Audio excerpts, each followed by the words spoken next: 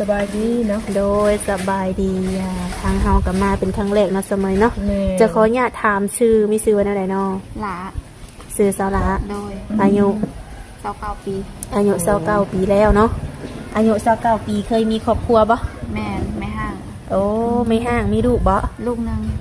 งโอ้ไม่ห่างลูกนึงแต่ก็ยังงามอยู่เนาะเพิ่นนะ29ยังเจ๋วแบบนี้แหละพี่น้องเลย จักปีเลยลูกจัน12โอ้ลูกคือเห็นเป็นสาวเลยเนี่ยเนาะเป็นสาวหรือเป็นบ่าวเป็นบ่าวแล้วเป็นบ่าวโอ้ผู้ชายวะอ๋อขอโทษก็เถอะคือลูกสาวโดยปัจจุบันนี้ดูกันเลยหามเลยเรียนอยู่บ่เรียนมม.2 แล้วเนาะโดยในทางสาวหลานี่โสดมาล้นแล้วนี่กาโดนเติบแหละ6-7 ปีแล้วโอ้6-7 ปีถือว่าล้นพอสมควรเนาะแบบว่าที่ผ่านมาบ่ได้เปิดใจให้ไผเลยบ่กะคุยไปเรื่อยๆแต่ห้ามว่าจริงจังบอกก่อนยังบ่โอเคหั่นน่ะแต่ก็คือที่ผ่านมานี่ก็มีคุยอยู่เนาะแม่นแต่ยังบ่มั่นใจหรือว่ายังรู้สึกว่าบ่ถูกใจแม่น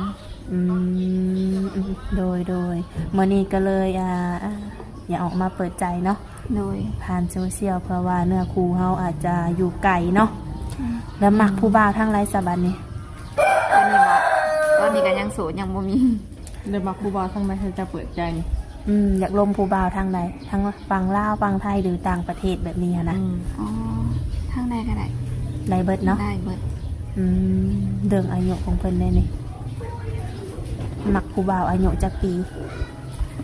อายุสูงหลายกว่าเจ้าของแหละอายุหลายกว่าเนาะตอนนี้29เนาะเจ้าเนี่ย30ขึ้นเมื่อซะเนาะโดย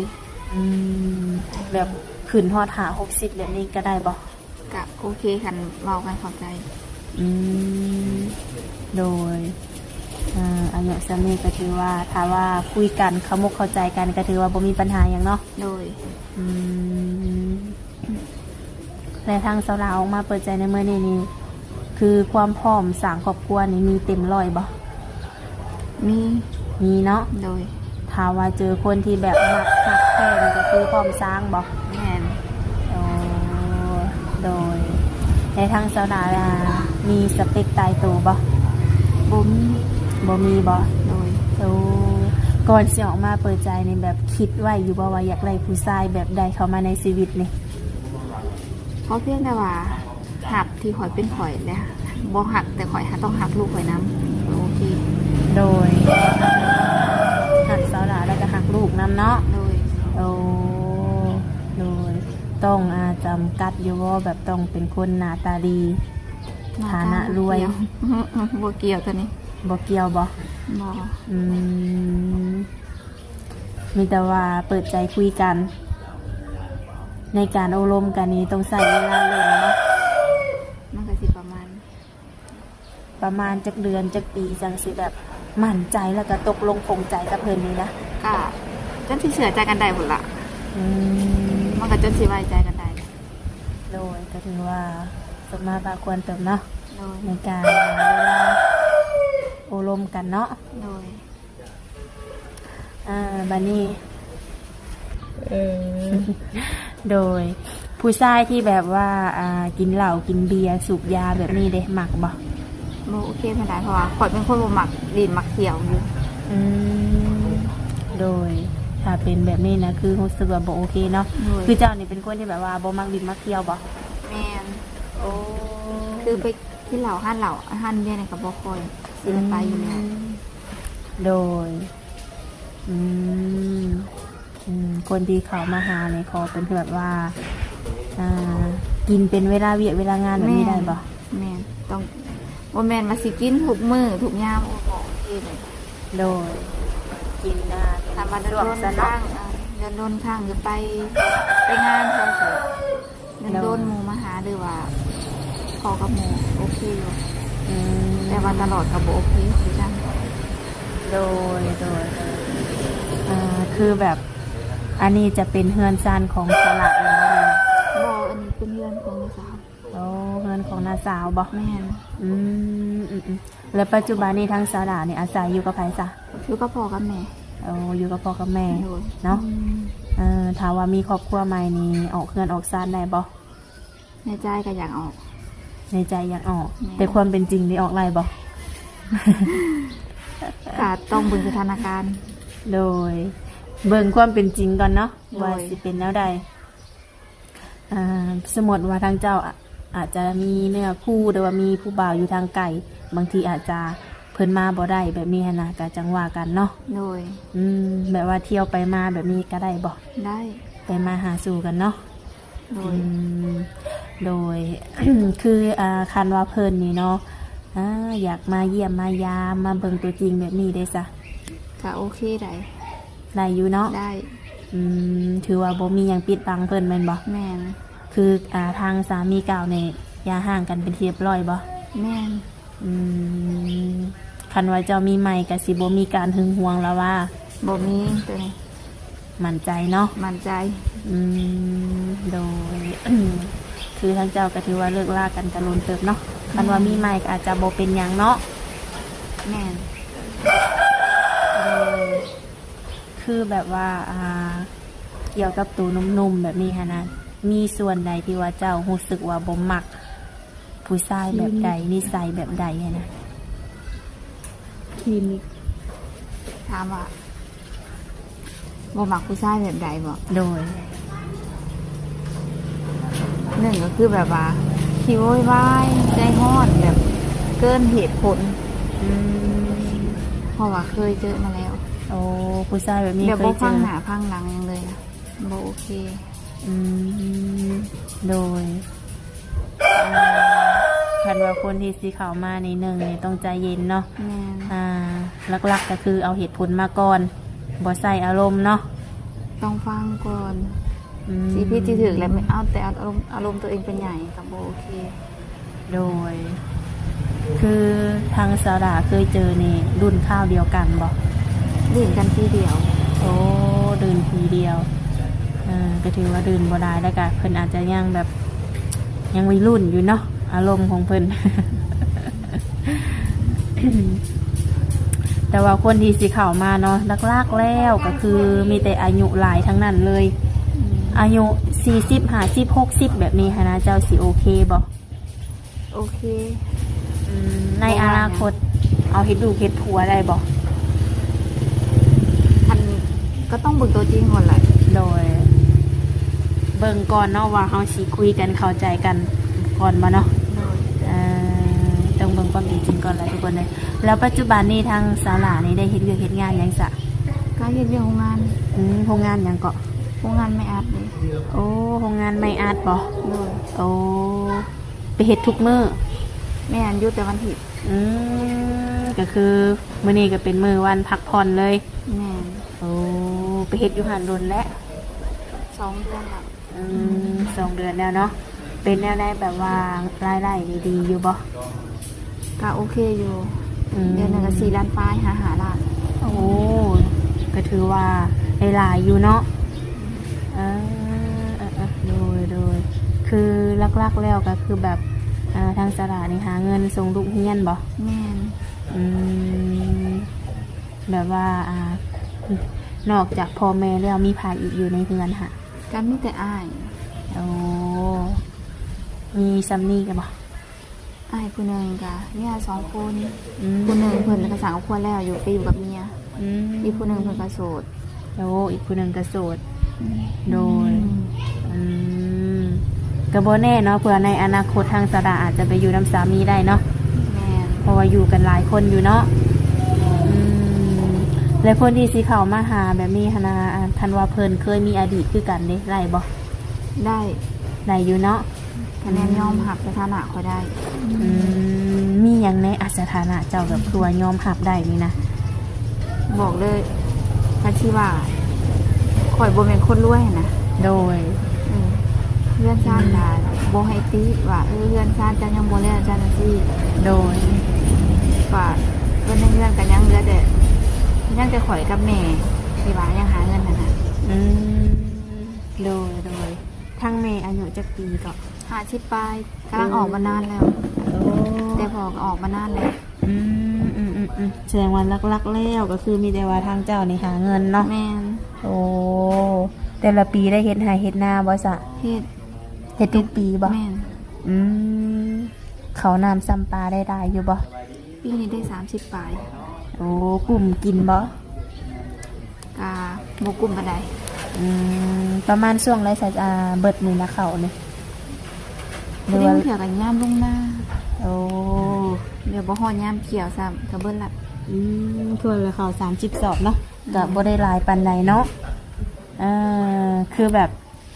เขาก็คันว่าเบิดนี่ก็ต้องซื้อแม่นบ่ แม่น แต่ถือว่า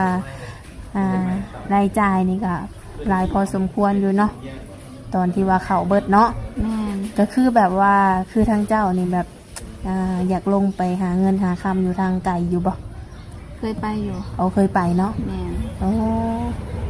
ไปโลนบ่ไปอยู่พุ่นน่ะ ไปทางได้ไปประมาณก็2ปีกว่า แสดงว่าหาก็มาเฮ็ดเวียกอยู่บ้านเท่านี้ แม่น โอ้ไปเฮ็ดงานอยู่แถวใดนี่ อยู่แถวประตูน้ำขายเสื้อผ้า โอ้เฮ็ดงานขายเสื้อผ้าโดยเป็นอะไรคือว่าอยากมาเฮ็ดเวียกเฮ็ดงานอยู่บ้าน การคิดฮอดลูกมันนี่พ่อกับแม่ก็บ่คอยมีไผเป็นอันนั้นเบิ่งแย่งนะ โดยก็คือแบบว่าคิดฮอดลูกแน่อีกอย่างหนึ่งพ่อแม่ก็อายุหลายแน่เนาะ แม่น ก็เลยว่าตัดสินใจขึ้นมาอยู่บ้านเฮ็ดเวียกเฮ็ดงานอยู่บ้านเฮาพอได้ใช้ได้จ่ายเนาะ แม่น คือแบบเกี่ยวกับหนุ่มๆแบบนี้ค่ะนะแบบคือจะว่าเนาะฐานะเพิ่นนี่จะบ่ติแม่นบ่ แม่น หรือว่าอาชีพเวียกงานของเพิ่นได้จ้ะ ถามปฏิบอกขอเพียงแบบมีเวียกเฮ็ด โดยมีเวียกเฮ็ด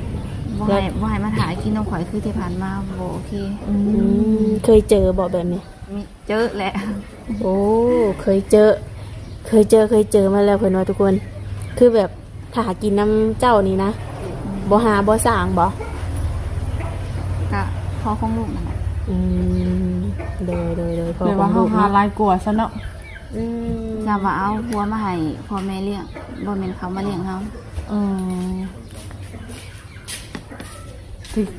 ก็คือความหมายทางพัวนี่คือบ่ได้อันเฮ็ดเวียกหยังบ่ต้องอยู่กับเจ้าตอนนี้ เฮ็ดเวียกก็บ่เห็นเงินเขาบ่ติดลิบ โอ้นี่คือหลังจากที่เลิกลากันนี่เพิ่นก็บ่ได้ส่งเงินส่งคำให้ลูกเลยบ่ ก็ส่งส่วนหน่อย ตอนเพิ่นไปกรุงเทพก็เขาส่งเดือนหนึง1,000ปลาย 2,000แบบนี้ แต่คือเดือนนี้เพิ่นก็บ่ได้ส่งเลย อ๋อก็คือว่าบ่ได้สนใจเนาะ แม่ เดี๋ยวเพิ่นอาจสิมีครอบครัวใหม่แล้วก็เป็นไปได้เนาะ แม่น ก็คือในกรณีที่จะออกมาเปิดใจในมื้อนี้เนาะถามว่าพ่อคนที่ว่าจริงใจคิดหักหมักแบบว่าจะกับพ่อมีสละโสดอีกบ่ พ่อ พ่ออยู่เนาะ อายุนี่แล้วบ่อยากเฮ็ดเป็นแล้ว เนาะก็แม่นอยู่เพราะว่าเฮาก็ค่อนข้างอายุหลายแล้วเนาะถามว่าพ่อคนที่ว่าดีกับพ่อมเนาะ แม่น โดยแต่ว่าคือว่าไว้เนาะก็คือถ้าไปเฮ็ดเวียกนี่วันหยัง เฮ็ดเวียกบ่ แม่ มีแต่เริ่มแต่วันจันทร์หยุดแต่มื้อเดียว อ๋อคือเด็กคือวันอาทิตย์เป็นบ่ แม่น โอ้เวลานี่คือสีไปทางใดก็คืออยากเลยเนาะถ้าว่ามี FC ทราบบังเอิญแบบอยากมาหาเจ้าแบบนี้หะนะแต่เจ้าก็สิว่างให้เพิ่นอยู่บ่ ก็ต้องนัดก่อน เราต้องนัดก่อนว่าว่างบ่สะดวกบ่ก็จังว่ากันเนาะ โดย เออสมมุติว่ามาแล้วเพิ่นบ่มีนัดเนาะยังบ่นัดกันจนเพิ่นว่าโอ๊ยมาบ่เห็นสิว่าโอ๊ยผู้สาวคืออันเปิดใจจะได้บ่อันข่อยสิไปหาแบบบ่ได้ ก็ต้องให้เข้าใจทางเอื้อยเพิ่นเนาะเพราะว่าทางเพิ่นน่ะเฮ็ดเวียกหยุดเฉพาะวันอาทิตย์ถามมาก็ต้องนัดเนาะทางเจ้าตอนนี้สมมุติว่าคำบ่ได้เฮ็ดเวียกอยู่ในโรงงานแล้ว อยากไปเฮ็ดแบบว่าหลังจากบ่ได้เฮ็ดเวียกอยู่ในโรงงานเนาะในตัวเองจะมักแบบใดมักค้าขายหยัง ขายเสื้อผ้า โอ้มักขายเสื้อผ้าบ่ แม่น มักขายเครื่องแต่ว่าเดินมามักขายเสื้อผ้าอย่างเดียว ส่วนหลายก็มาค้าขายคันว่าขายเป็นข้าวต้มขนมนี่โอเคแต่ว่าถ้าว่าไปขายของกินหรือขายของใหม่มาต่อมันบ่โอเคเด้ แม่นอยู่ถ้าเขาบริขายมันกระบูดถิ่มเป็นหมดเลย แม่น มักขายเสื้อผ้าเนาะเพราะว่าไปเฮ็ดเวียกอยู่ไทย ขายเสื้อผ้าแม่นบ่ แม่น ก็คือสิแบบเป็นงานที่ว่ามักแล้วก็สิ้นแล้วเนาะ แม่น โดยถ้ามีผู้บ่าวชวนไปเที่ยวไปหยังนี่ไปได้บ่นี่ ก็ต้องเบิ่งก่อนแหละเฮาลางานได้เฮาก็ไปได้ เพิ่นให้ลาอยู่บ่ ให้ลา โดย แต่ต้องเทียมได้ลาแน่ โดยแสดงว่าต้อง